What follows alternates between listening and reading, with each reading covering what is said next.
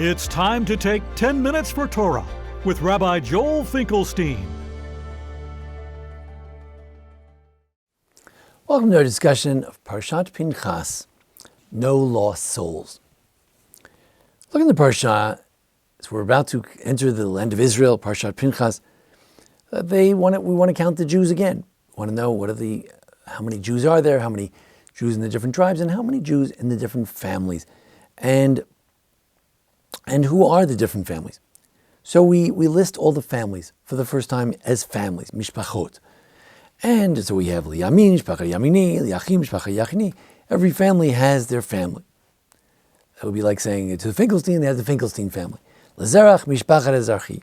Shaul, Mishpacha Shauli. Who did Shaul have? He had the family of Shaul. But Rashi and Chizkuni and different commentaries look at this and they say, well, wait a second. Wait a minute. Some of these families are missing. There are missing families. So, for instance, the Chizkuni says, the Rashi says that Ehud is gone. Maybe Itzbon is gone. 4 families of Levi are gone. 5 families of Binyamin, gone. So, we think about this and we say, well, what's going on? We originally had the original Jews. What was the point of listing those Jews? Because they were supposed to be the fathers of all the Jews that could come later. 70 original Jews in Parshat Vayigash in Genesis. Then it turns out, as history unfolds, some of them didn't have children. Some didn't. There was no continuity to them. And the question is, what happens when some of the families are no longer there? This issue is raised really by Benot Tzlafchad. We tend to think of the Benot Tzlafchad, the daughters of this man named Tzlafchad, as a sort of a feminist issue. That, wait a second, what do you mean our father didn't have any sons, so why don't we get any land? We should be the girls, we should inherit. So Rabbi Rav Meidan at Gush Etzion, he says, it's not just a question of the women. Of course there's a question here about women, but also the question of the name of Tzlafchad. Lama yigara shem avinu mitoch lato. Why should our father's name be left out from his inheritance? This idea is similar to Yibum, the Levirate marriage. What's a Levirate marriage? Man dies, has a wife, no children. So the brother is supposed to marry the surviving brother is supposed to marry the widowed sister-in-law, and that creates the Levirate marriage, and then those children will be known on the name of the father, even though there is really not the deceased father's son. That child will be known as the Levirate son of that original person. In the similar language, that the Levirate marriage creates this opportunity for someone to be known on their inheritance, so much so that in the book of Ruth, the inheritance and the Levirate marriage of Ruth and Boaz go together. You either marry Ruth and you get the land or not, because the land should be called by the name of the person. Everyone should know that's Zerach's land.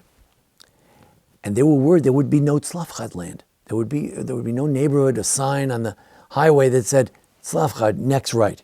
It's not going to be anything like that because he's gone, because there are no sons. Says that's not right. What they were trying to do was preserve the name of their father, not so much to get land for themselves as girls. They were trying to do was preserve the name of their father. And then Rashi brings this up because he says that the girl said to him, sort of midrashically, imaginatively, we say, the girl said, wait a second, if girls are not important to continue the legacy of the father on the land, then how come if a man dies and he has no sons, but he has daughters, then there's no Levirate marriage? Let there be a Levirate marriage. We want continuity for our father. So if girls don't cut it, then we want the Yibum, we want Levirate marriage for our mother. So what do we see? That no, there is no Levirate marriage, but there's something similar, and that is we're going to give the inheritance to the daughters to keep the name going. Unfortunately, some of these names didn't keep going, and as we said, some were lost. This reminds me of the famous Rashi in Breshit, where Joseph meets Benjamin for the first time, and he says, "Oh, hey Benjamin, how are you? Nice to meet you. I'm the Viceroy of Egypt. You married? Yeah. You have any kids? Yeah. What are their names?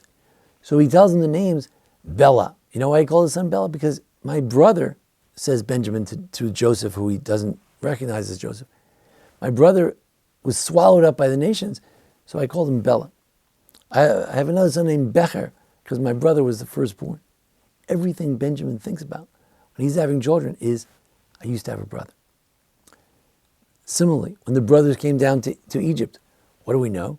They came down, and Joseph, the viceroy, is being very fickle with them one day. He's friendly one day, he's very mean and accusatory. And he says to them, who are you? So they say, we're 12 brothers. One is missing, and one is with our father, and we came down to get some wheat. No problem. So he says, oh yeah, you have another brother? I want to see the brother. So Jacob says, what are you telling him about all these brothers for? You're 10 brothers. You came down, you tell him you're 10 brothers. What do you have to tell him? There's one who's missing, not sure where he is. There's one who's down in Israel, in Canaan, and now he wants to see that brother. This is ridiculous. What are you telling him all the family history for?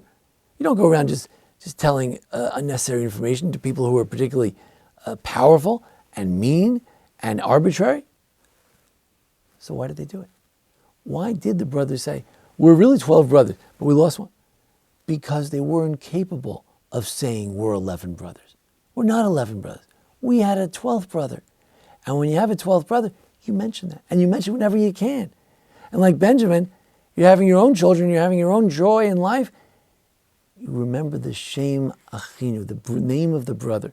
The name of the brother he tried to perpetuate. Strangely and oddly and ironically and sadly, it's Benjamin's 10 sons that don't survive. The only 5 are left here in this parsha. But Benjamin was doing the best he could to keep the name of his brother, to keep that going. I've spoken to many women who have lost infants at childbirth, after childbirth, all sorts of infant loss. And they say in their families, they don't like to tell people, oh, how many kids do you have? Oh, we have 3 kids. Oh, wonderful, that's great. No, they like to say, I have 3 children. I also had a stillbirth. I also had one who was born and he died 3 months later. Now, a lot of us would say, that's crazy. What are you mentioning that for? You don't need to say that. Just tell them about the ones who are living. Let's be positive about things. We don't need to discuss that kind of stuff. Maybe some people would feel that way, but some people feel no. I don't want the name of that child to be lost. And that's what's going on here. Slavchad's doing it. Perhaps one might suggest that's what's going on with Moshe as well. Moshe feels that he's dying, and of course, we're all his students, we're all his children of Moshe, but actual children, Moshe's not really going to have much of a legacy, and actual children. Students galore. Every Jew, every person on the face of the earth is practically a student of Moses. But actual children, it's being lost. And when he says to him, no, appoint Joshua, put your hands on him, Joshua becomes the protege of Moshe. Moshe named him. He gave him his name. He is the little Moshe. He also is aspiring to be a servant of God. He is taking over for Moshe in many ways. He's also making sure that the name of Moshe will not be lost. This parsha is about the families of Israel. And each family is so important. The Gemara in Yevamos, Samach Beis and Beis, Sanhedrin as well, talks about the idea that Ein Ben David Ba, that the son of David is not coming until all the neshamos have lived. And that's what we hope, is that each person should live out their dreams, should live out their potential. If you have, Benjamin had 10 sons, we want to see those 10 sons live out their potential. We want to see life, we want to see continuity. And if not, we want to do something to remember them, because each person brings an important legacy to this world, an important mission, an important goal that God had for that person, which otherwise he'd just make Adam and Eve and it's good enough. Why are there all the billions of us? Because each one of us has a mission and a purpose, and we try to list their names. We try not to forget their names. We try to say their names, even some who are missing, some who are gone. We try to mention their names as well.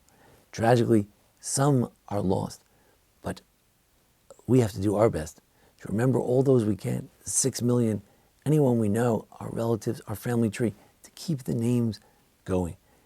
But it's not just about names.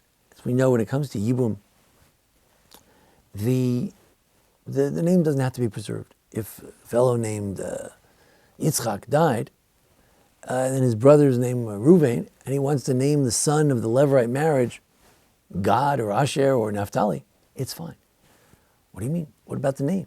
No, it's not about the name. It's not about history, preserving history with a record of who your great-great-grandfather was. It's about preserving the legacy of that person. And we believe that by following our Judaism, following our tradition, we are preserving the legacy of all those who came before. I don't know all their names. I don't know my great-great-great-great-great-grandfather's name. I just don't. I don't know if I ever will. But as we continue to live that legacy of Judaism, hopefully their name is not lost. The name and their inheritance is not lost. That's our job, to keep our own legacy, to find our own legacy, make our own legacy, and to remember the legacy of others.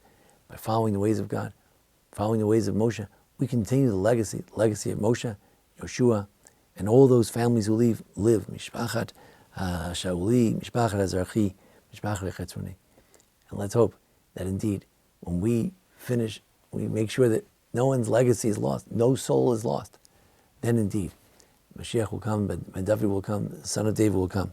And on that day, no soul will be lost. I want to thank everyone for joining us here at the Baron Hirsch Congregation. I want to thank Andy and Trisha Woodman for sponsoring so many videos this year. And I want to thank Jason Lefkowitz, our producer. Thank you so much. This has been 10 Minutes for Torah with Rabbi Joel Finkelstein.